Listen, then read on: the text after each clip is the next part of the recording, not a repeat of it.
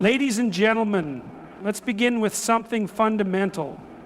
Your emotions are not your enemy, but your inability to control them is. Human beings are deeply emotional creatures. We feel, we react, we suffer, we love, but intelligence, real functional intelligence, is not just about having a high IQ or an impressive vocabulary. It's about something far more difficult: emotional discipline. And if you want to be competent, if you want to navigate this chaotic world effectively, you must understand one thing. There are moments in life where showing your emotions is not just unwise, but dangerous. Look, conflict is inevitable. It happens in business, in relationships, in politics, in everyday life. But there is a difference between reacting and responding. You see this all the time. Two people arguing, one losing their composure, yelling, throwing accusations, acting like a child.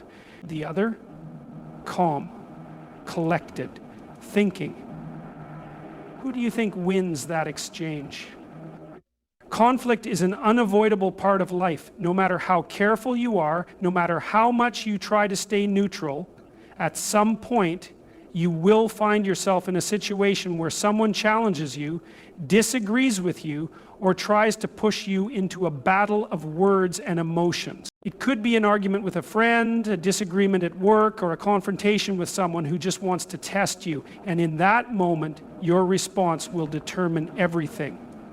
Most people, when faced with conflict, react immediately. They let their emotions take over. Their heart starts racing, their voice gets louder, and before they even think, words are flying out of their mouth. Anger, frustration, and ego drive their response. They become defensive. They focus not on resolving the situation, but on proving they are right. And what happens? The conflict escalates. They lose control, they say things they regret, and often they make the situation far worse than it needed to be. But an intelligent person understands something very important. The person who loses their temper first loses the battle. The moment you let your emotions take control, you give away your power. You become predictable, easy to manipulate, easy to provoke. The other person now knows exactly how to push your buttons, and that makes you weak. But if you can stay calm, if you can control yourself in the middle of conflict, you become untouchable. Think of the most respected leaders, the most successful negotiators, the people who command influence wherever they go. They are not the ones who scream, who overreact, who let anger dictate their actions. No, they are the ones who stay composed, who listen carefully, who respond with precision instead of emotion. They understand that conflict is not about overpowering the other person, it's about strategy. It's about knowing when to speak, when to stay silent, when to take control. So when you find yourself in a heated argument, stop, take a breath. Remind yourself that your goal is not to win the argument by shouting louder. It's to control the situation by thinking smarter.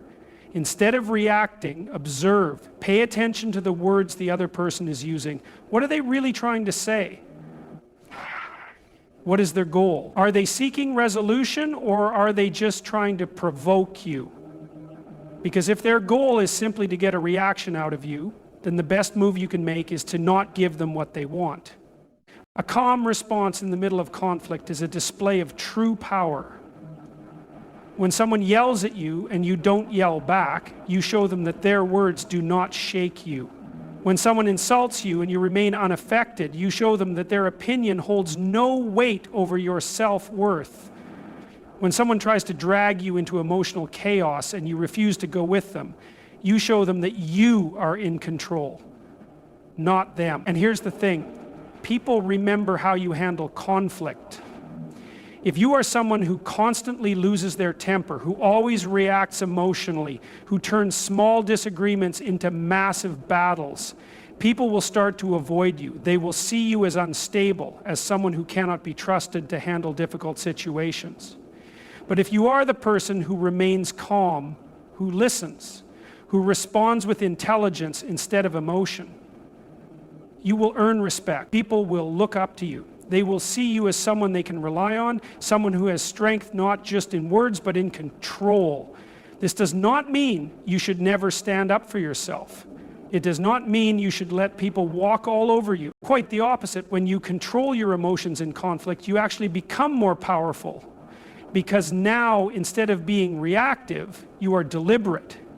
Instead of fighting just to prove a point, you are choosing your battles wisely. Instead of letting someone else dictate your behavior, you are deciding the outcome of the situation on your own terms. So the next time you find yourself in a conflict, ask yourself, am I about to react or am I about to respond? Because there is a difference. Reacting is emotional, thoughtless, impulsive. Responding is intelligent, measured, and strategic. And the person who responds instead of reacts is the person who always has the upper hand.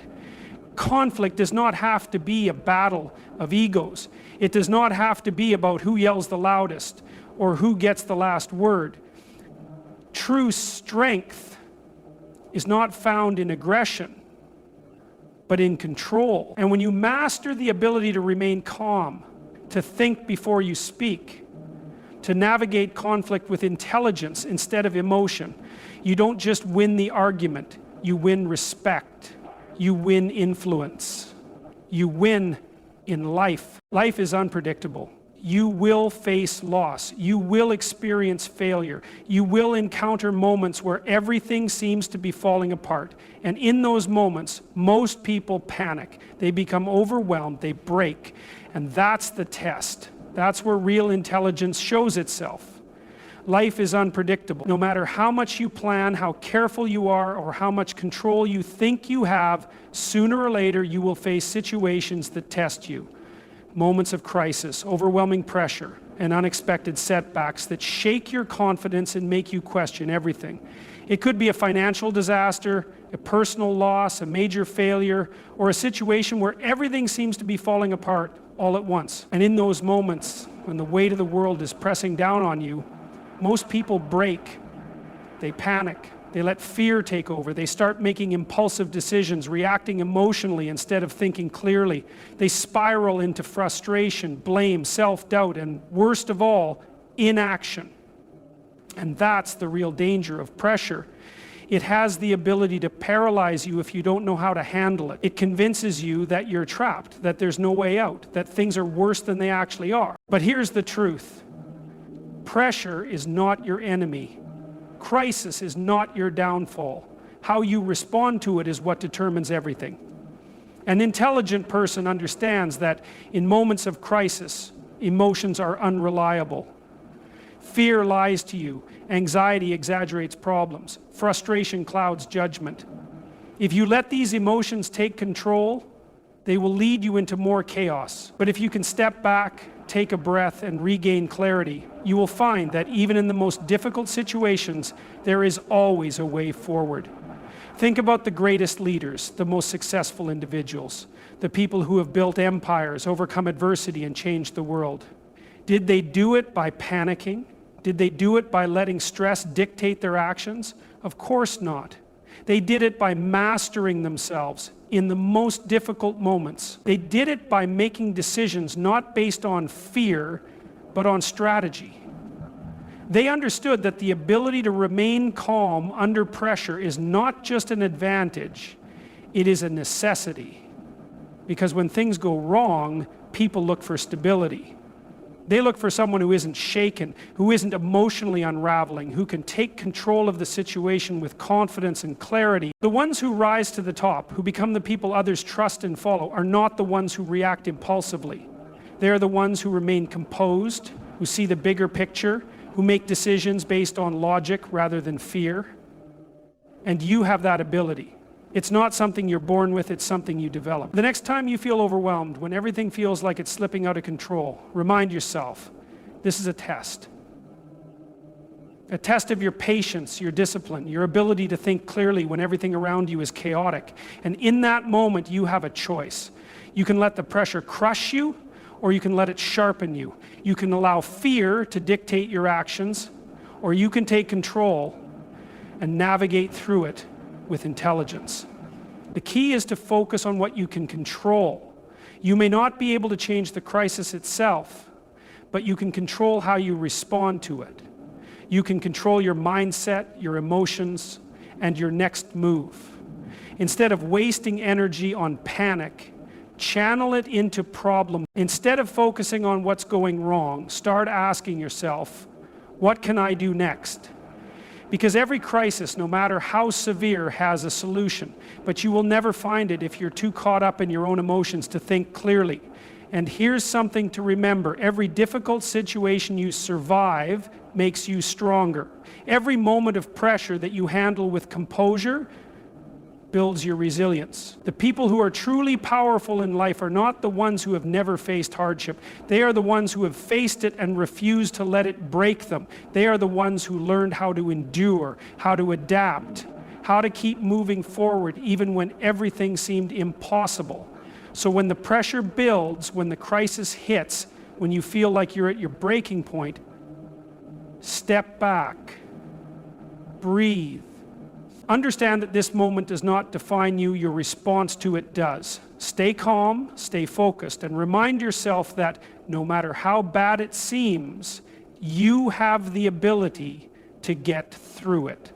Because intelligence is not just about knowing what to do when things are easy, it's about maintaining control when everything is hard. Now let's talk about something that happens every single day. Being provoked by people who want to see you react. You will meet people who insult you, who challenge you, who poke at your insecurities just to see if they can get a rise out of you. And the average person, they take the bait, they lash out, they lower themselves to the level of their provocateur. There will always be people who try to get under your skin, people who insult you, mock you, challenge you, not because they seek truth or intelligent discourse, but simply to provoke a reaction. They thrive on conflict, not for resolution, but for the sheer enjoyment of watching others lose control. And the moment you react emotionally, the moment you engage on their level, you give them exactly what they want. But here's what you need to understand. Arguing with a fool does not make you intelligent. It makes you another fool. Because a fool is not looking for wisdom, they are looking for entertainment. They are looking for validation, for attention, for any sign that they have successfully disrupted your peace. And when you let them dictate your emotions, when you allow their words to pull you into a pointless battle, you hand them power over you. An intelligent person refuses to play this game. They recognize that not every battle is worth fighting, not every comment deserves a response, and not every person is worthy of their energy. They understand that true strength is not found in proving yourself to those who refuse to listen, but in knowing when to walk away with your dignity intact. Imagine for a moment that someone insults you in public, mocks your ideas, or tries to challenge your worth. The average person's instinct is to fire back, to defend, to retaliate. But what happens? The argument escalates, voices get louder, the situation becomes chaotic, and in the end, even if you are right, even if your argument is valid, you've still been dragged into unnecessary conflict that drains your mental and emotional energy. Now imagine a different response. Imagine instead of reacting, you remain calm. You look at the person with the kind of silence that speaks louder than words. You don't flinch, you don't engage. You simply let them expose themselves for who they are, loud, desperate, and foolish. That is power. That is intelligence. Because when a fool cannot get a reaction out of you, when they throw their best insults and you remain unmoved, you strip them of their influence. They are left standing there shouting into the void while you walk away untouchable. This kind of restraint does not come from weakness, it comes from strength.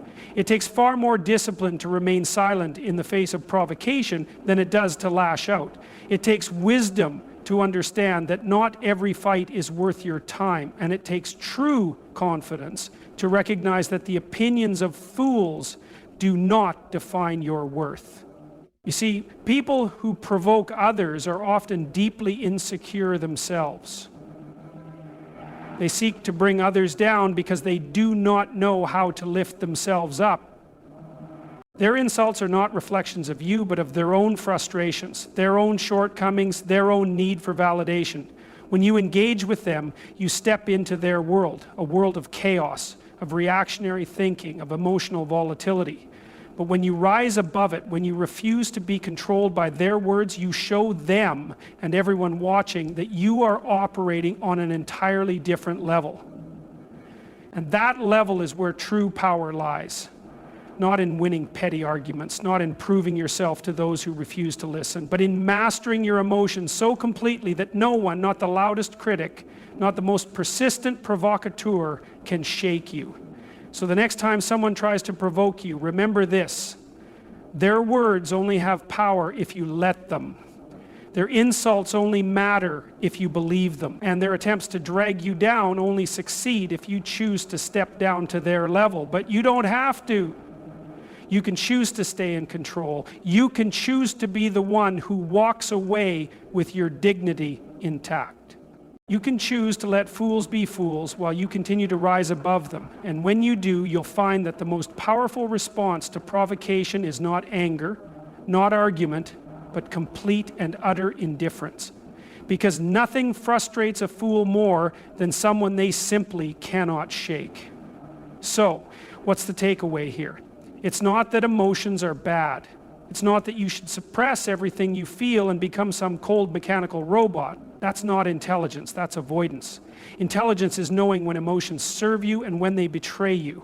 And in conflict, in crisis, and in the face of provocation, emotions are often more of a weapon used against you than a tool in your favor. So, if you want to be effective, if you want to be someone people respect, someone people look up to, someone people cannot manipulate, then learn to master yourself. Because the one who controls their emotions controls the game. Thank you.